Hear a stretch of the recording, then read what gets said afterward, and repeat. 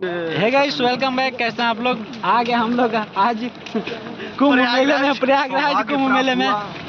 जैसा कि आप लोग देख रहे हैं, हमारे साथ हमारे पूरे ग्रामवासी आए हैं, जिसमें से डॉक्टर साहब श्री अतुल शुक्ला जी।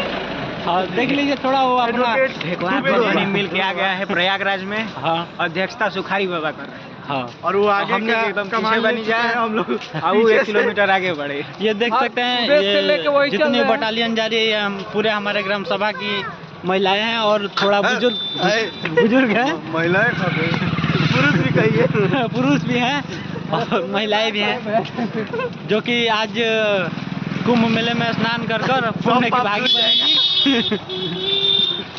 कुछ कहो भैया। क्या कही हो? देखते मेरी तरह देखे हुए क्या कही? छोटे बाबा